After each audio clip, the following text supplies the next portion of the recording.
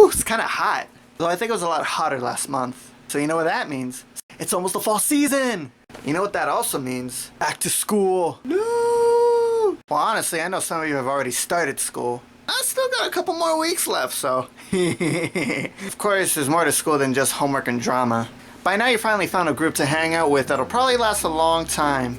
Or maybe you used to be a part of a group, but then somewhere along the line, we're gone. And then you're starting the year wondering whether or not you're gonna find another group like that. For the most part, it's pretty healthy to actually want to have some friends. But if you're not careful, the idea or obsession for friends can actually ruin your year at school. Or maybe not ruin, but maybe just make it a little harder than it should be. Also, I felt that way too. I've lived long enough. Some of you are still in grade school, and some of you may be in college. Like many adults, I know school. Like few adults, I worked in one. Some of you know this. I may have yelled at you a couple of times. Sorry. Which is why I want to share some thoughts on this. It's not what I call a complete list. I may even be wrong on some of these points. Number one. One of the biggest mistakes I made growing up is that I've worshipped my friends. When I was a little kid, not many people wanted to be friends with me. Then one day in middle school, I was finally part of a group for the first time. They were like the coolest guys ever to me. They showed me how to be someone. Then I invested myself so much into them that I started getting desperate about losing them. So I tried to just act in ways and make sure I would keep them no matter what. In doing so, I ended up losing more friends than I've actually kept. And as soon as I got into high school, I never really saw many of them again.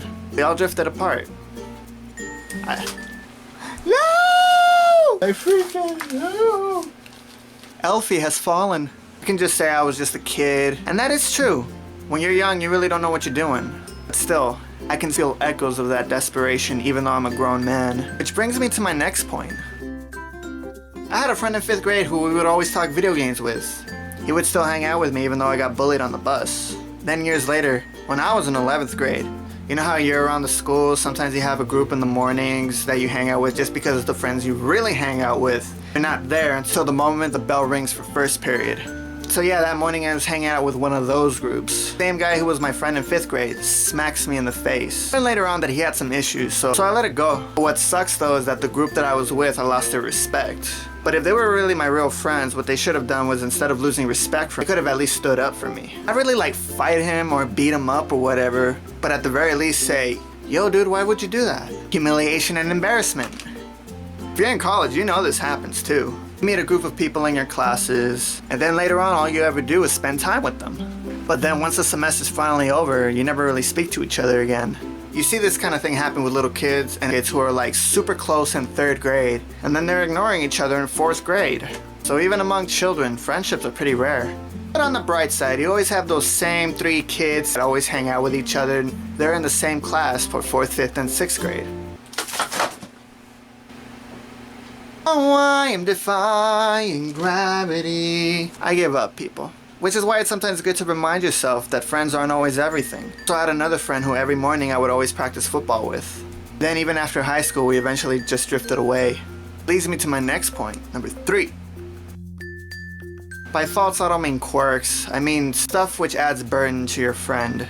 I know I can be a little obnoxious, I can be loudmouth, I talk a lot. It can be kind of awkward too. I think that's okay though, because that tells me that there's always room for improvement. No one's perfect, people. Point number 4. Remember, a good friend brings life to you and those around you. And in doing so, they inspire you to do the same thing in return. You gotta be thankful for the good company you have. I've had some pretty negative friends in my lifetime. They make life a lot harder than they should be. So the bottom line, it's okay to really enjoy your friends, it's okay to want friends. Just remember there's a difference between appreciation and desperation. Anyway, that's all the time I have. I wanted to make it shorter this time. If you enjoyed this video, make sure to click the like button. Also, be sure to check out some of my other videos. And if you like what I have so far, make sure to subscribe. Question: is there ever a moment in your life where you felt like you tried way too hard as a friend? What are the best memories you've had with them? Make sure to tell us in the comment. That's all for now, everyone. See you guys later.